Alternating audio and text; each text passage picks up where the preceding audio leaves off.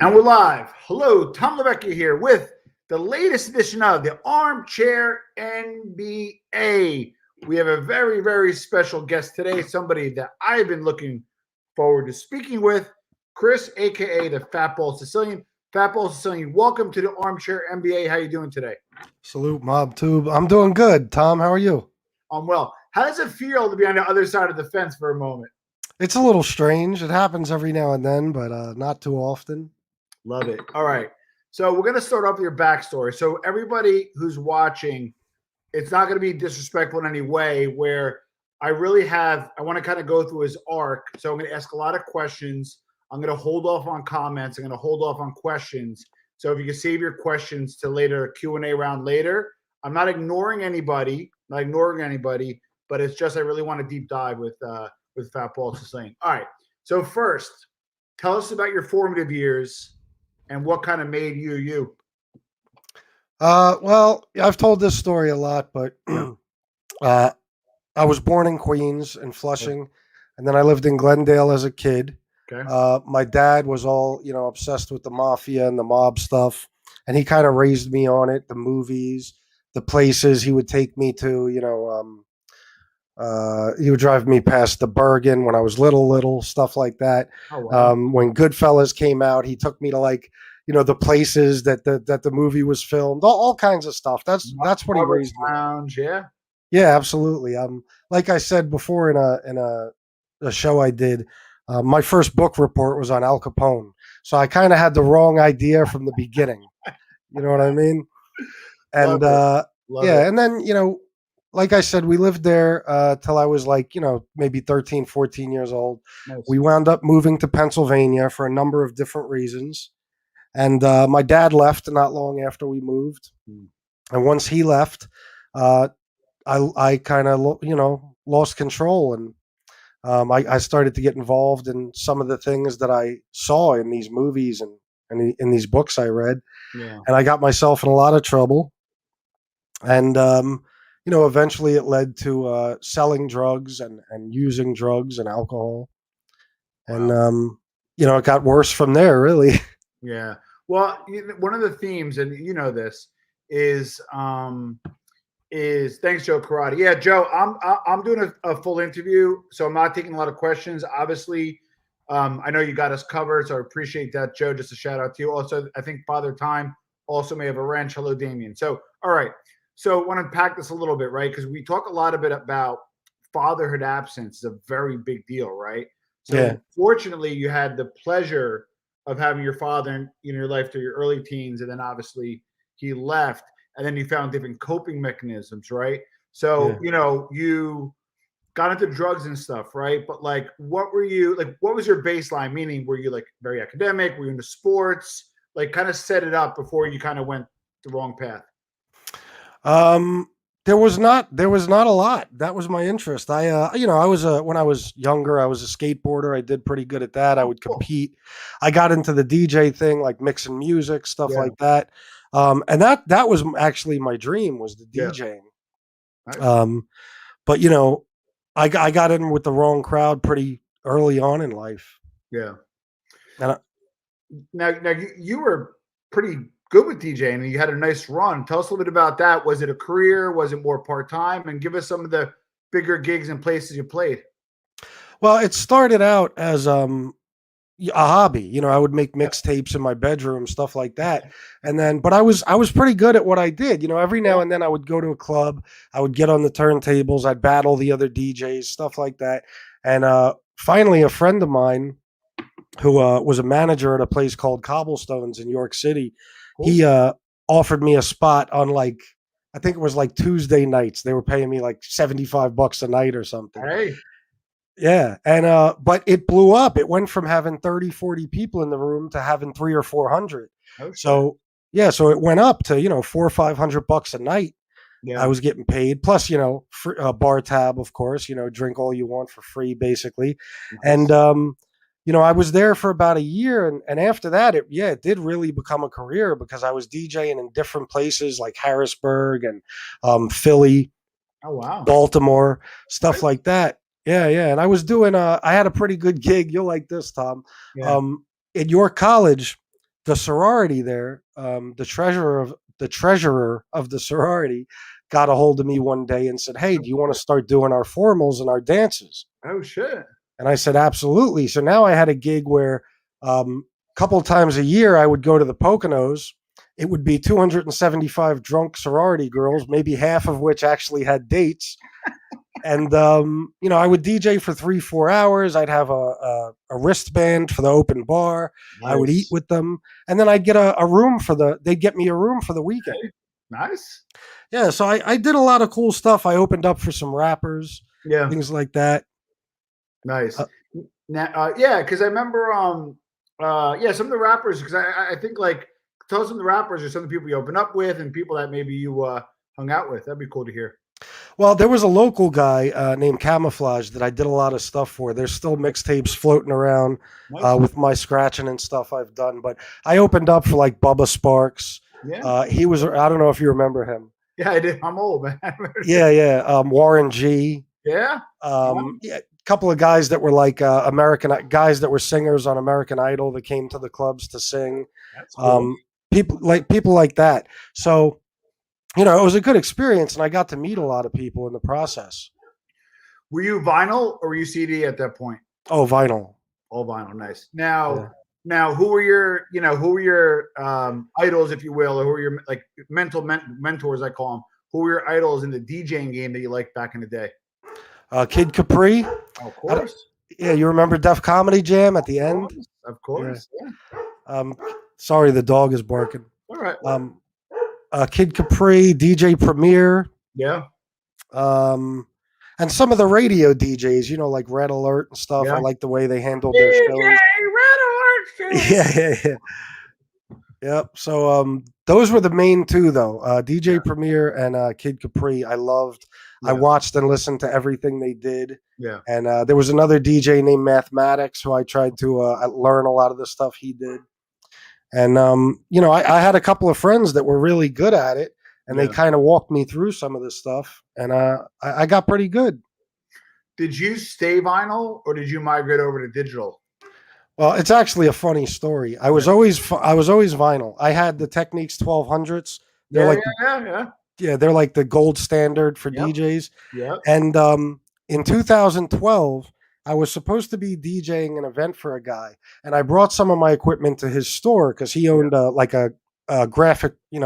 He did like car wraps and stuff like that. Like he would print all kind of graphic stuff for people, and I brought my equipment over to his shop. Well, little did I know he was involved in a major gift card scam. He was having people bring him gift cards. Like he had these drug addicts and stuff. They would go out into stores, Home Depot, Walmart. They'd pick something up off the shelf, go return it without a receipt, and they would get a gift card. Yeah. They would sell it to him, and then he would sell it on eBay for 75%. Oh, man. And he was pretty big. They said he made about $750,000 in a year. So they raided his shop. They took everything, including your stuff was in there. Yep. Yeah, and not long after that, Techniques basically they stopped producing, or I forget who it is that makes Techniques, but they stopped producing the Techniques 1200s.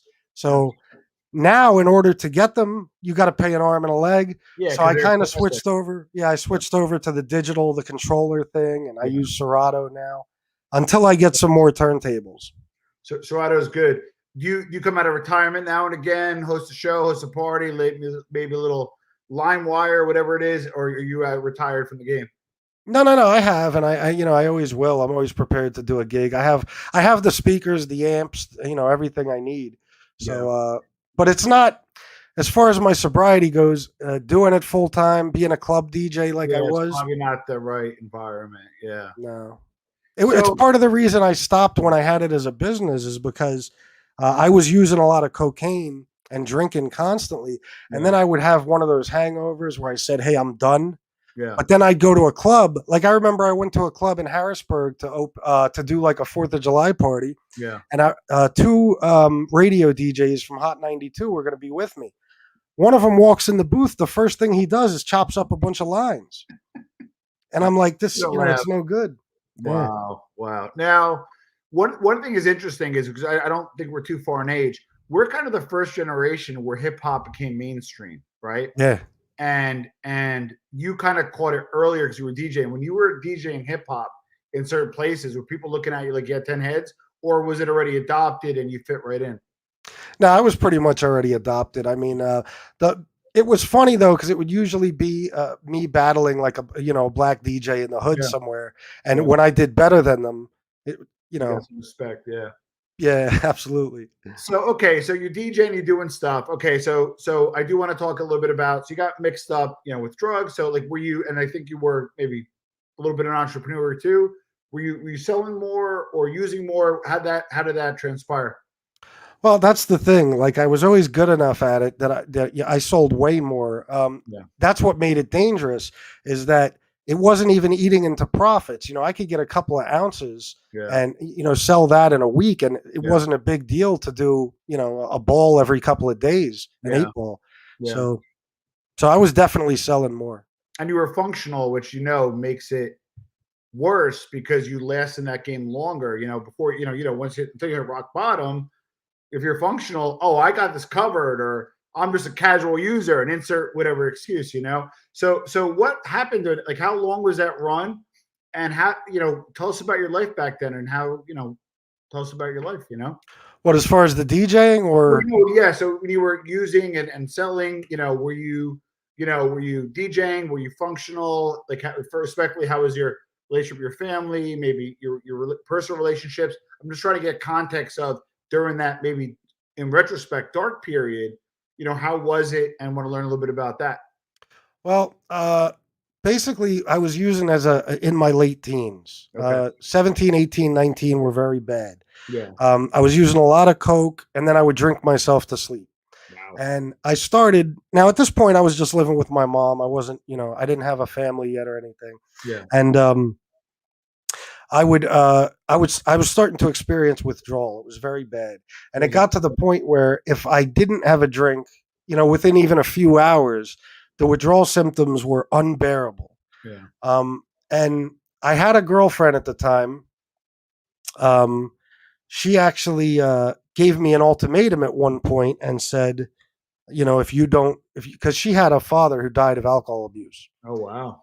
Yeah, so she said, "Listen, I've had it. I'm not losing another man to this. If you don't stop now, I'm leaving." So me not knowing that I needed medical attention to detox, I Yeah. decided, okay, I'm going to go to a friend's house. He doesn't drink. There's no alcohol there, and I'm just going to sweat this out. Yeah. And within about 12 hours, I had a grand mal seizure. Oh my God. Yeah, and I wound up in cardiac intensive care for about 12 days. Holy shit. Yeah.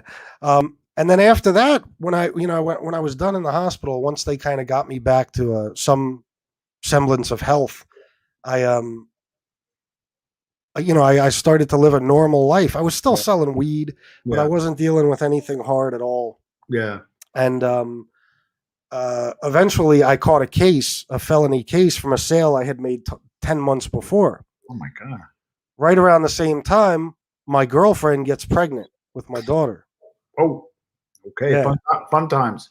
Yeah. So now I had to go to jail, and I had to do my time.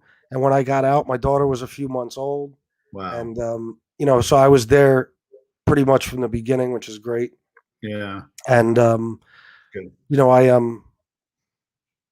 I stayed pretty much clean because we moved in as soon as I got out of jail. I got us an apartment. Yeah. So we were all living together. It was basically my dream come true. It was my dream Yeah. girl. It was Yeah. I had this beautiful child, Yeah. and we lived together. It was fantastic. And I stayed, I kept my nose clean, literally. Literally, I was And, gonna say, yeah. Yeah. And then, but within a couple of years, though, I started going out to this after hours club because I started selling Coke again. So I would go there and I started drinking real heavy. And then, anybody who's ever done cocaine knows that if you're drunk, a few bumps and you're brand new again, so it's really dangerous because now you could stay up all night. Yeah. And I got back into it, and I started the DJ career, and I was using pretty much the whole time I was doing that. Yeah. And it got to the point where I had gotten a couple of DUIs. I destroyed within like 5-6 years. I destroyed my relationship with my daughter's mother. Yeah. We broke up, and I went berserk. I wound up in a psych ward. Oh shit. Yeah, Now, damn. So do you think maybe, and I know Vinny talks a lot about mental health, and which I appreciate because I think in the Italian American community, mental health I think a lot of time gets suppressed, and again that's yeah. a whole other discussion, right? Do you think you might have had mental health challenges and you might have did drugs and exacerbated it, or do you think maybe you used drugs and it might have caused it in retrospect? Well, that's a good question because right before I started using pretty heavily, I went through a bad period where I couldn't even get out of bed. I thought I had cancer, honestly. I was so sick, and I wound up getting diagnosed with clinical depression. Wow. So, they put me on at the time, I think it was Prozac, Oh shit. but I guess it wasn't working quickly enough, and I decided to self medicate. Which a lot of people do, and it's common. Now, if you don't mind me asking, and I want to, hopefully you're comfortable with this, is you mentioned on your show having some challenges around your heart. Was that created that cardiac event, or is that something that runs in your family? Well, no, both. Ooh, My mom had a pacemaker since she was like 28 years old. So it was in the family, but I made the mistake of adding massive amounts of cocaine to the problem. You yeah, know what I mean? And it took time. It didn't happen until about 2014, where I went through a whole nother phase after getting clean for a couple of years. yeah. And that's when that took place. So okay, so kind of fast forward a little bit. You are finally clean, a second time, and and that point, you disengage with your daughter's mother. Did your relationship with your daughter stay intact, or how did that evolve? The funny part is it actually got better Okay. because after I went through all that with my daughter's mom, we basically fought a war, Yeah. during that breakup. You know how that can go. Um, I wound up getting a really good job, because I got straightened out. I got clean. I Yeah. got a really good job. I got an apartment, and my daughter, I had split custody, so I had my daughter every other week. Yeah. Um, and it got great. I was doing real well with money. I was able to take us to Disney World. Yeah. We were doing something every weekend. We were somewhere every Yeah. weekend that I had her. Yeah. You know what I mean? And we were as close as a father daughter could be. God bless. Yeah, thank you. And then okay, so then I'm trying to piece it together. We're going to continuum where you met Shanna, but is that you met her on the second stint, or where there was a third stint in rehab? If you don't mind me asking, that's when you met. Well, I had never gone to rehab, but yeah, there was a third after I got clean and I everything I just went over. Yeah. About 2011, 2012, I lost my job, that good job I was Yeah. talking Yeah. about. And at first my plan was to, get another job and just keep moving the way I was, but it didn't take long for me to decide, okay, I'm running out of money. I have to Yeah. do something. So went right back to the street, Mm, bought a couple ounces of Coke. I got a pound of lavender Kush, and I started hustling again. yeah. And before long, I was using Coke like a maniac. Wow. And that lasted a couple of years. And during that time, I did some damage to my relationship with my daughter because she was seeing too much. I was a nightmare in the people's lives, the people around me. Yeah. Because it was always something. I was everything was chaotic. I was out of control. And I started experiencing some really bad health problems. I couldn't breathe at one point. I remember walking home and I almost collapsed because it felt like my lungs were filled with concrete. Jesus. And one day, I got rushed to the hospital, and it took them some time, but they did an echocardiogram. They figured out that my heart function was about 10 to 15%. Yeah, and I spent another 11 days in critical condition until I finally checked myself out. Wow. Yeah, it's We're a lucky to crazy be, we're story, lucky to be Tom. alive here, man. Oh yeah, I'm on. Yeah, absolutely. There's no doubt. I'm playing with the house's money, Tom. Borrowed time. All Yeah. right. So you obviously here. So you got through it. Um, and did you repair your relationship with your daughter, or is that still something unfolding? Well, it wasn't really that bad at that point because there is another part. Um, Wait, there's uh, more. yeah, yeah. It's a very long, drawn out story. But Got it. to wrap it up quickly, basically, I again, after the heart thing, I started to kind of get my shit together again. I Yeah. moved to a different place, and I wasn't around the same people anymore. Yeah. And then I got I got a job where I met some people, and they had some weight, and I decided, I can go back to my old tricks. Yeah. And I started hustling again, selling coke in the place, outside of the place. I started using again, Mm. and one day something took place that I don't want to get into. There was a bust. I had gotten arrested. I kind of told the story before. Yeah.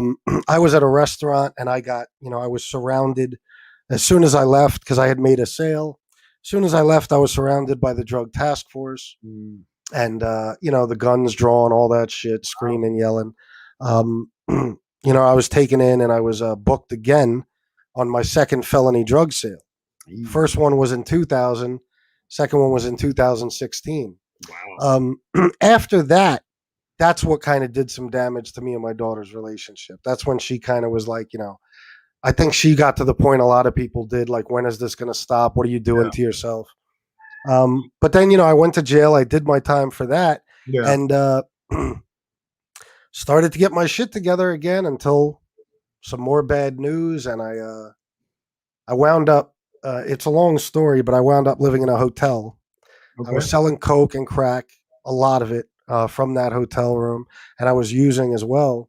And one day I woke up extremely sick, I don't know. um, sick to the point, the withdrawal was out of control. I couldn't even function. I couldn't even keep food down. And that was it that day. I called crisis intervention. I said, I need help now. And they had me in a facility later that night. And in there is where I met Shanna. She was the nurse. Oh wow. Now, in retrospect, as I understand with addiction, sometimes it's the wrong people, so you move around. But sometimes, often people have triggers, right? Do you Yeah. know what those triggers are in retrospect, or are you still trying to identify? Because you like said, "Hey, something bad happened," and then I went off, off the wagon. But it's sometimes a little deeper than that. Do you know what those triggers are in retrospect? Well, yeah. See, my problem is I take any situation, any really bad situation, and make it really worse. Like Well, that's because you're Italian. yeah, yeah, That's what exactly. Italians do. Yeah, very emotional people and everything Yeah, else. I didn't. I don't handle tragedy and things like that well. And yeah, depending on the time in my life and what was happening, if I was alone or I was left to my own devices and I was dealing with something really tough, yeah, like when me and my daughter's mom broke up, and that was my partner, that was my best friend in life. yeah, Uh, Things like that, I just don't handle well, and I really, I that's how a lot of the time I deal with it. A lot of people are good at just handling these things and working through them. yeah. Back then, I would always go back to the drugs and alcohol. That was my savior almost.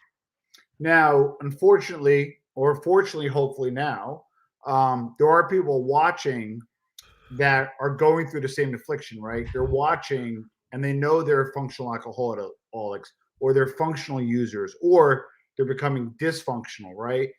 What do you got to say to those people that are watching, that like, it's not as simple as, oh, get help or smile more. No, what's like the real deal advice you have for somebody who's watching who, kind of knows they need help, but they're in denial?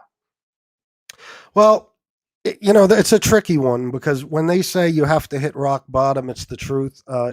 Nobody's going to get you into treatment until you're ready on your own. But along with what you asked and what you asked earlier about the Mm. being functional, that's the problem, especially with something like cocaine.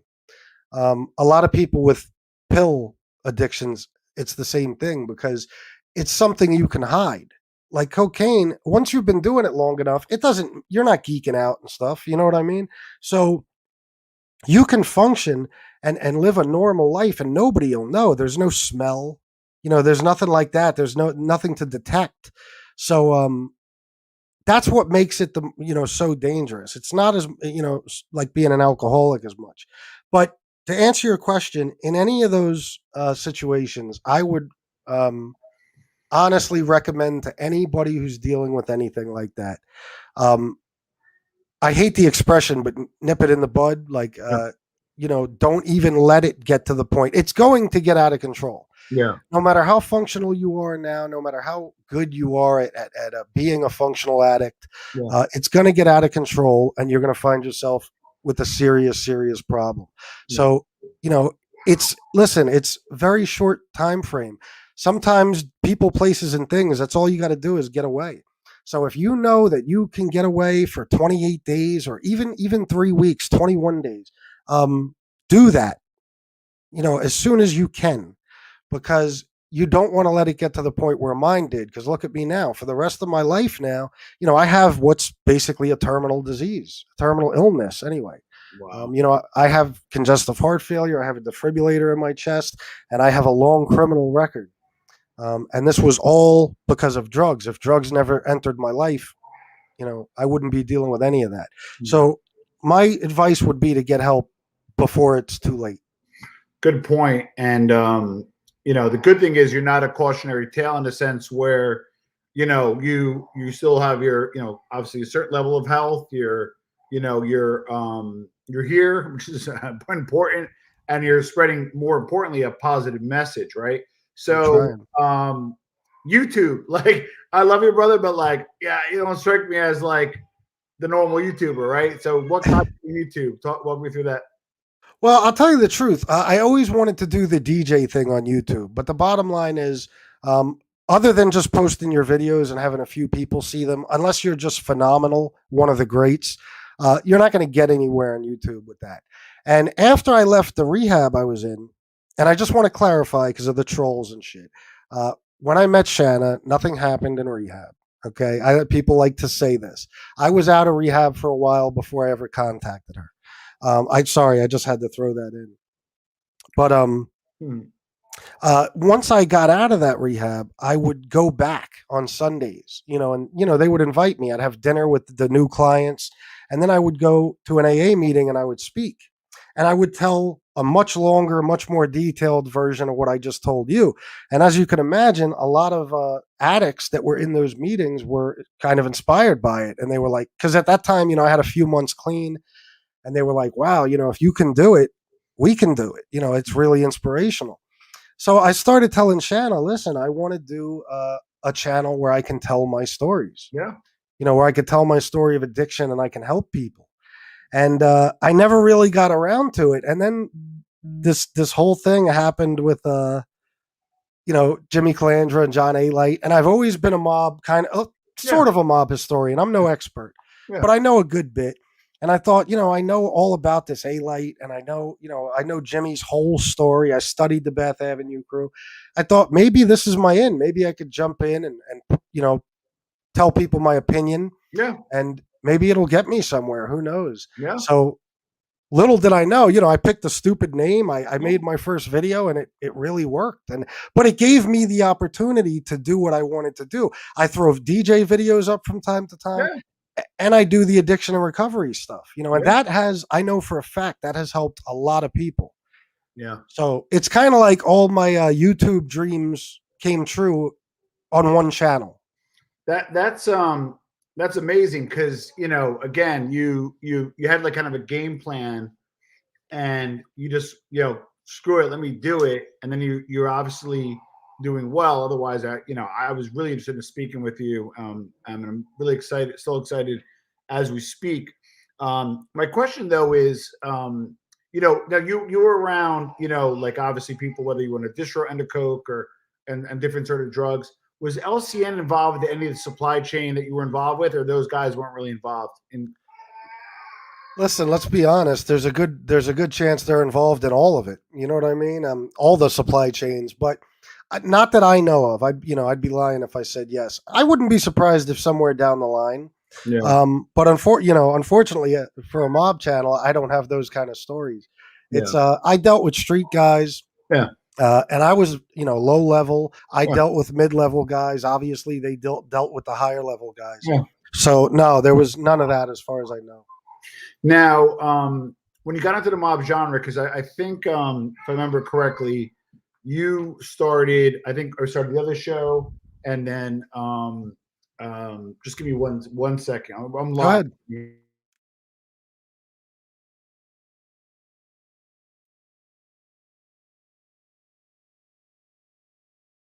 Sorry about that. That's why you're live. Anything can happen. So you got into Mob 2, but what's interesting is, again, you caught a feud at the time with Clay and Janae Light. But then one thing I really like about your show is, again, you have you're not just like, well, Mob 2, but you have a live, or you have addiction recovery and an occasional DJing.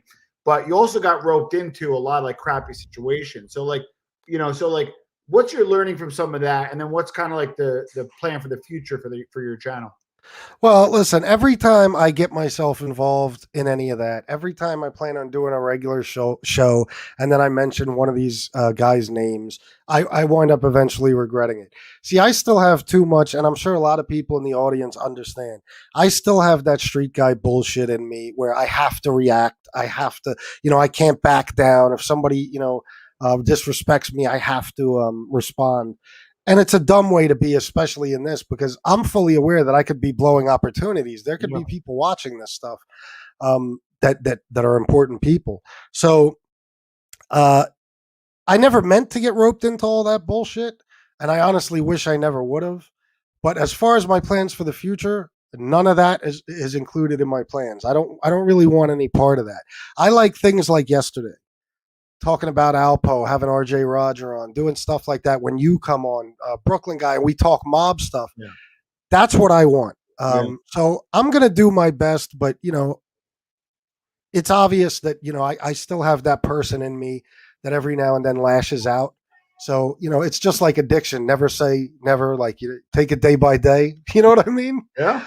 You never know what somebody's going to do that might trigger me in some point. But now we both know, and many of us know who watch, we all know what real and hard work is. So I don't want to minimize, real and hard work, but it is difficult having a channel. It's not easy. And the fact that I think you do mostly lives, right? And, I highly doubt you have a lot of time for a content calendar and production, and you're probably one person show, right? You have to book your guests and come up with ideas, and you got to always stay on, and you're probably exhausted after being on for 2 hours. So how do you, now that you have a few shows under your belt, what's your content strategy and how do you come up with ideas? Well, I always say I'm going to slow down a little bit and not do as many shows because I'd like to do a more scheduled type of thing. But I don't know how that's going to go. Right now, I'm taking it day by day. But as far as coming up with the ideas, I'll think about stuff all day. I'll think about a mob topic because I don't like to just come out. There's a million guys that'll come out, pick a mob guy and tell his story. Yeah, I want to do something different, so I'll try to pick something more obscure, like Joey Calco in The Night of the Calzone, that type of story, or like when I played the Mafia wiretaps, just different stuff. Cool. That was cool. Yeah, different stuff that's mob related, but not anything specific. Just the general conversation about the mob I love. Yeah. But my favorite thing, hands down, and this is what I'd like for the future, and I do bust my ass booking these guests, is those interviews. Yeah. Interviewing people like Patrick Borriello, Robert Funaro, Joseph D'Onofrio, even Jimmy Calandra. That to me is that's a dream come true. I never thought I'd be able to do it. I never thought I'd be good at it. And I got such good feedback on those interviews that's honestly my dream for the channel now. I want to get to the point where I have guests at least weekly. Yeah. And I could do more of that type of stuff because listen, how old are you, Tom? If you don't mind me asking. I'm going to be 46 soon. Oh, all right. So you're only a few years. I'm 42. Yeah, not bad. So we grew up on like a Bronx Tale and Goodfellas. And so for me to interview some of these, Donnie Brown, for me to interview some of these guys, it's a dream come true. It's fascinating. Well, so, what am I? Oh, sorry. Go ahead. Sorry. No, you're good. Good. What are my learnings? And exactly that, right? Nostalgia is big, and I think Funari, I saw briefly D'Onofrio. I was actually at a Carmine's in Little Italy, in Manhattan, Midtown Manhattan, and he was a waiter at the time. This was in the 90s. So I'm glad he's back in show business and doing stuff. And I was a big fan of his. But we grew up on this stuff, right? So I love these obscure guests, and you probably are realizing it now when you have a podcast, right? I would if I reach out to a billionaire to be $15,000 an hour consulting, but you ask to be on a podcast, they'll give you an hour of your time. It's crazy. So this, you probably are shocked almost at the people that say yes and say yes quickly. So podcasts, are not to be underestimated. You know what I mean? No, they're not. It's. I'll tell you what. Like I've gotten certain people. Like I reached out to like uh, Furio from The Sopranos. Yeah, yeah, yeah, Never heard back. People like yeah, that are a little bigger. yeah, yeah. Um, I reach out to whoever pops in my head. Like, hey, Yep, he'd be a great interview. But then people like Robert Funaro, who had a huge part in The Sopranos. yep, He was Eugene Pontecorvo. yeah, I literally, I was watching Members Only one night and I thought about it and I said, it would be amazing to get him. I found him on Instagram. I yeah. sent him a message and it took 5 minutes. He got back and he was like, yeah, I'll do it. Nice. So it's mind blowing, man. And, like some other people were harder. Lilo Brancato took a little bit more. Yeah. But then some of them I got help with, like Patrick Borriello helped me with Joseph D'Onofrio, Louis That's Venaria. Cool. Both were cool. Yeah. Yeah, and Jimmy Calandra, for example, one of my Yeah. biggest interviews ever. He Yeah. he had promised it to me early on, and I just gave him time until he was ready. And he called me one week and said, "Let's do it next week." Love it. Now, I'm not afraid to have anybody on that I want to have on. I believe everybody has a story to tell. I think it should be done in a respectful manner. And like I said, you and I, get along. You welcome me on your show. You're welcome always to come on my show. But I was getting a little crap for having you. Like I kind of announced it. I think it was on Friday, whatever it was. I'm like, hey, I could have FBS on, and listen, I could have Jesus on, and somebody's got to say something. Like I literally get roasted for anything that I do. Right? If I go left, you should have went right? But I got a little shit for having you on. Why do you think? Why do you think I got some shit for having you on? Listen, I guess the only answer is a lot of people don't like me, Tom. I don't know. I mean, we all know there's some jealousy there that's a factor. But some people don't like other people for whatever reason. Maybe it's my personality. I'm hearing a lot that people think I'm getting a big ego, which I'm not. But and then some people, let's face it, this whole thing has become politics. Yeah. So if you like Tony Pizza, you have to hate me. Yeah. If you like Lee Cole, you have to hate me. Yeah. And your whole job is to just trash me all day, every day. So there's a lot to it, man. It's not, Yeah. Now, so here's the thing, though. But you also strike me as kind of like a mild mannered guy as well, a little more laid back. You're in your 40s, and what do you say to those people that like are maybe painting you with a broad brush and should give you a chance? What do you say to those people that maybe like keep an open mind? What do you say to those folks? Well, I mean, as far as giving me a chance, I think a lot of the problem is a lot of the subscribers and stuff, they started watching when all the bullshit happened. Yeah.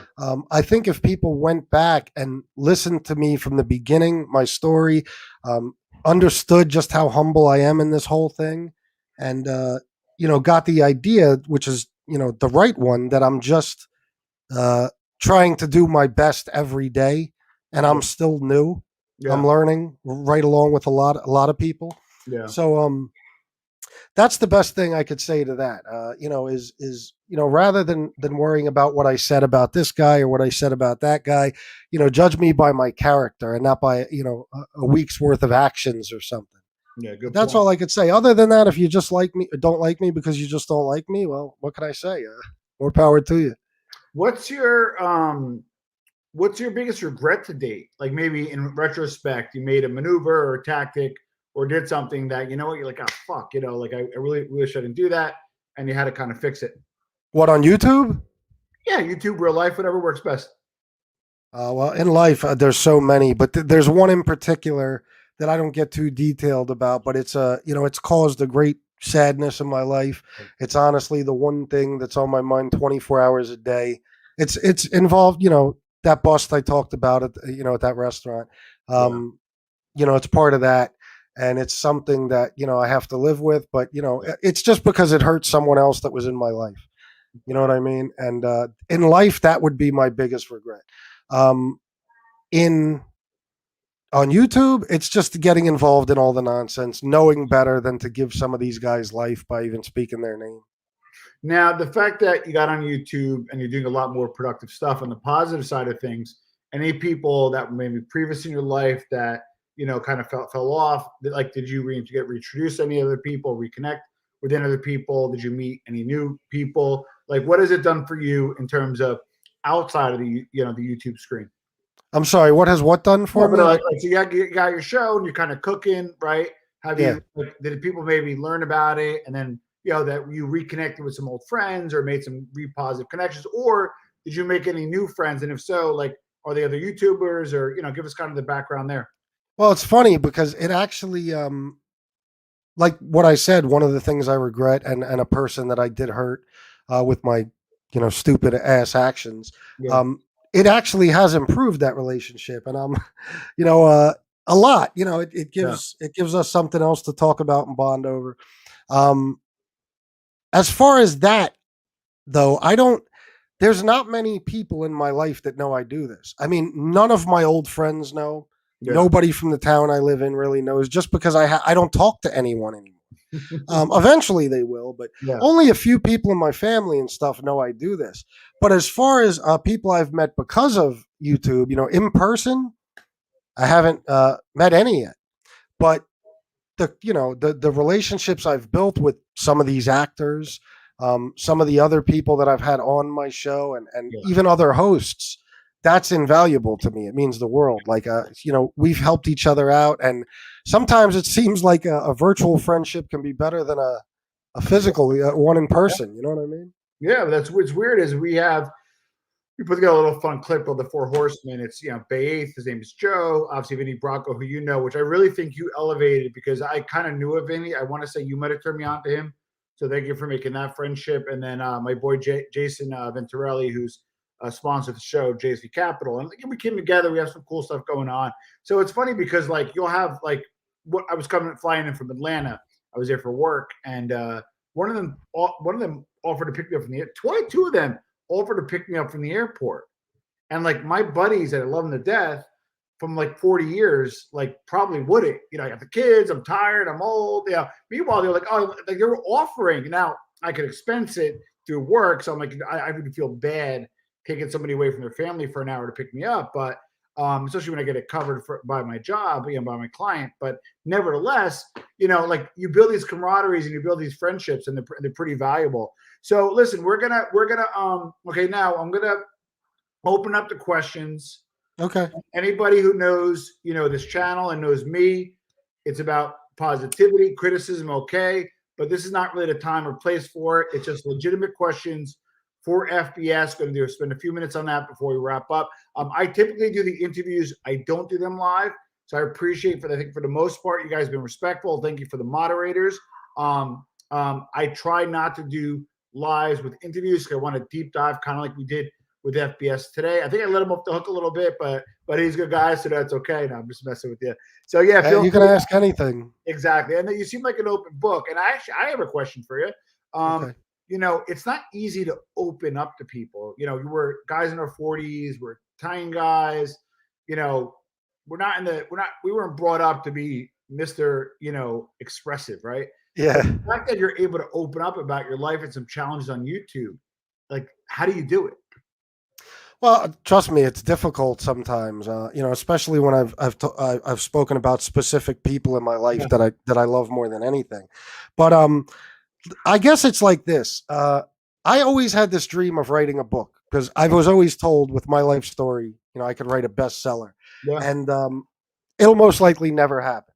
But I always said that if I did something like that, I would tell my full story. I would hold nothing back. I would tell no lies. I yeah, wouldn't add anything. I wouldn't take anything away. So to me, this isn't in book form, but it's my way of telling my story and getting some things off my chest. So it only works for me if I'm being completely honest good and point. I'm being completely open. And that's what I love, because I think the reason I have so many loyal subscribers is because they know that that's what they can expect from me. Interesting. Ever been to Boston? Know anything about the mob up there and the Big Dig or the new Green Line extension project? I don't know. It's for you. I know a Yeah, little bit about the mob in Boston, and of yeah, course I know about the Whitey Bulger story and yeah. the Winter Hill Gang, stuff like that, but not too much. No, and I don't know anything about the Big Dig or the new new Green Line extension project. Yeah, I just saw a question mark, so let me pull it up. Another question I have. Another question I have is your wife Jana started a channel. Hopefully, I can have her on as well someday. How has and little secret. YouTube takes up a lot of people's time, Yeah, not just the filming, but the ideas. Yeah. the emails, the comments, the held for review, and then now she started her channel. How is the dynamic? How are you guys managing the dynamic? Although it's fun and it's great and it's exciting, it's not easy, right? How do you guys manage the dynamic of having a show each? Well, I'll tell you what. I'm actually glad you asked that question Yeah. because to stick with what I said about being completely honest and open, it hasn't been easy. I'll be Yeah. the first to say that it hasn't been great for me and Shanna as far as our marriage. Yeah. I have definitely been distracted in a major way by everything that goes on. Like you said, even answering comments, catching up on people's emails. This shit takes hours. You know what I mean? People don't understand Yeah. sometimes. It might take you a week to answer an email because you just don't have time. Yeah. So the stress it's put me under, and obviously the bullshit that goes on behind the scenes, people trashing you, people trashing her, stuff like that.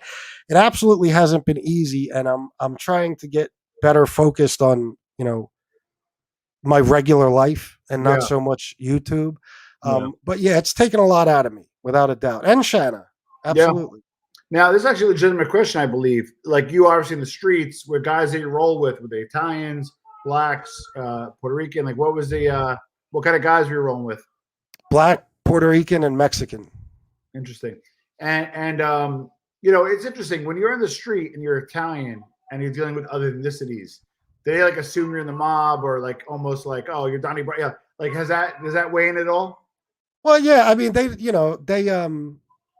just the fact it's funny, Tom. You know how it is when you're an Italian guy. Yeah. You got an Italian last name, especially if you're from New York. Yep. People always assume things like that, and guys like that in the hood and stuff that generally wouldn't accept a white boy.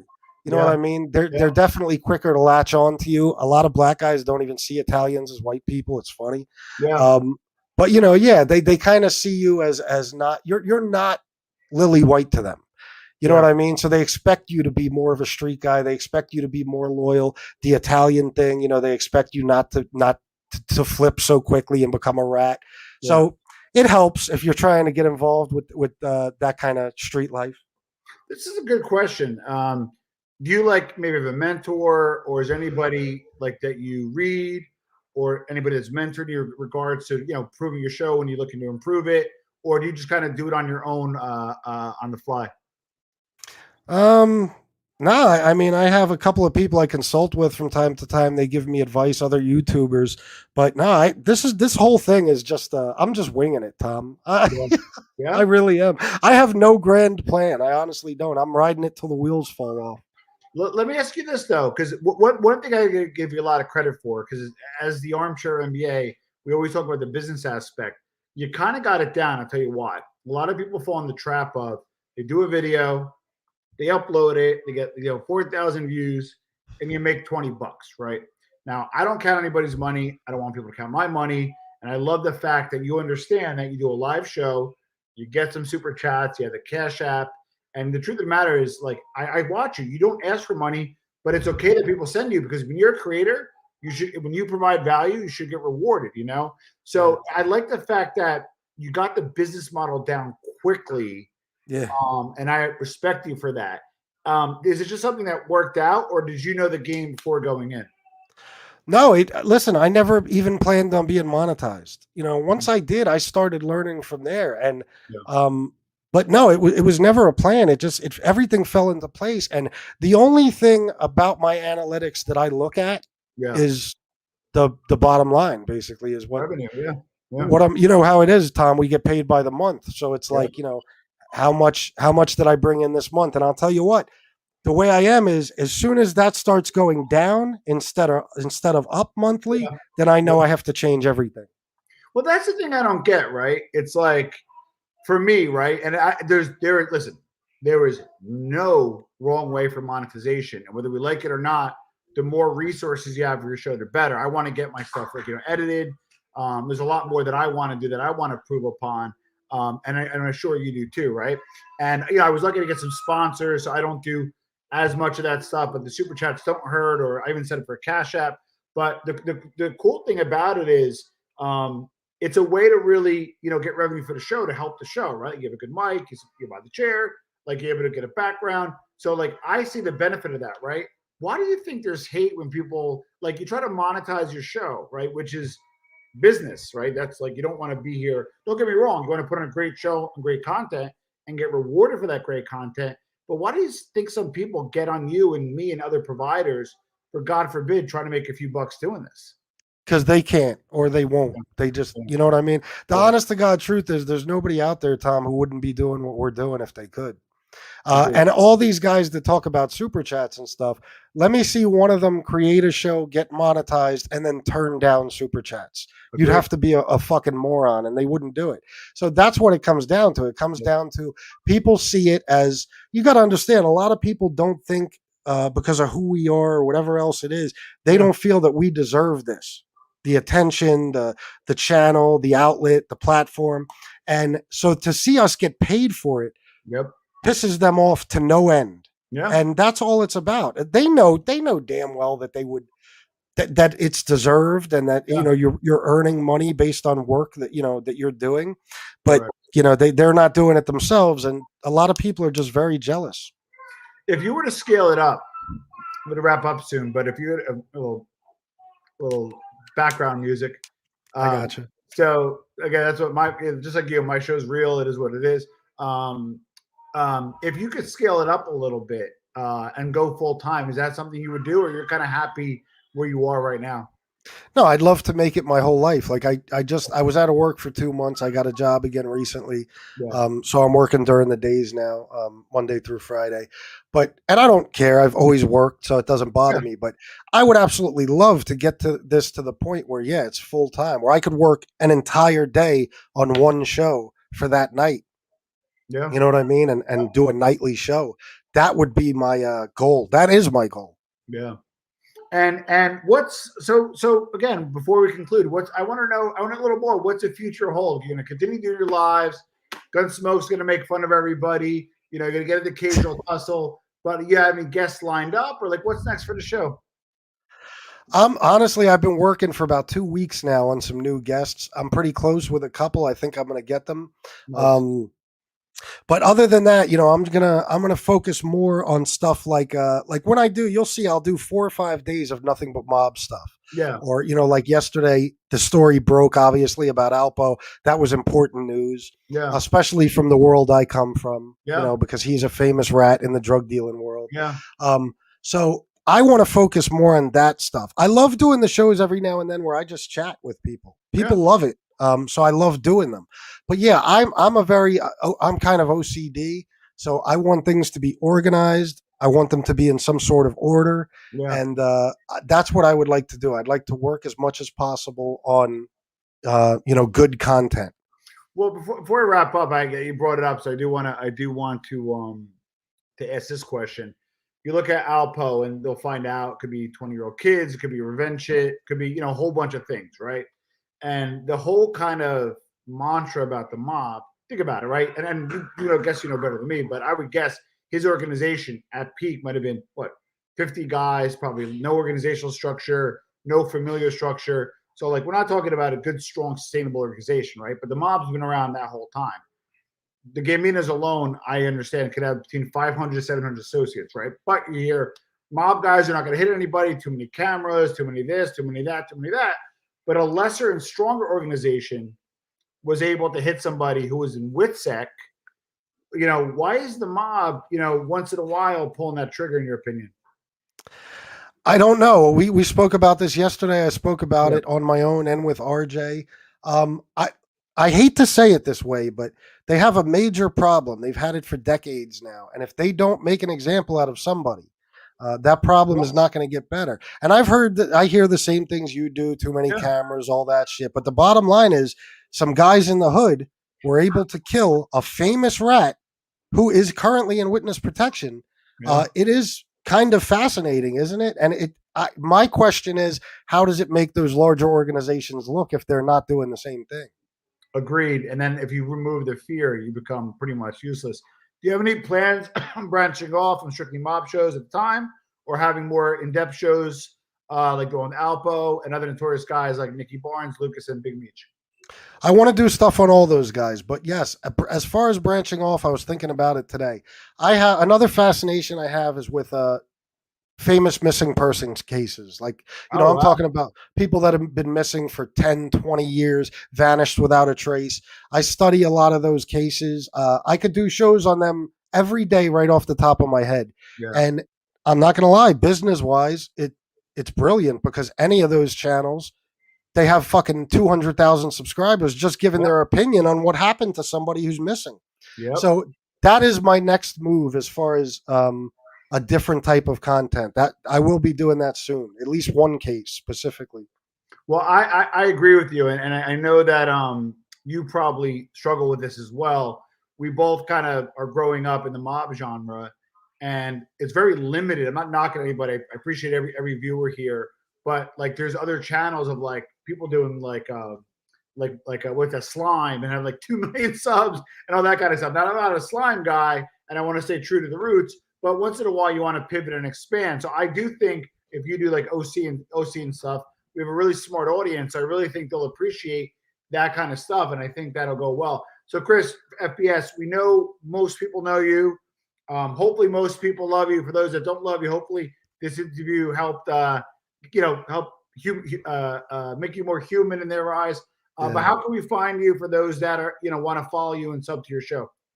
Um, Obviously, you could subscribe to Fat Bald Sicilian. Please do that. And then on Twitter, same thing. Twitter and Instagram is Fat Bald Sicilian. So if you could follow me on there, that would be great. I'm new to both of those platforms, so I'd like to build up a following there.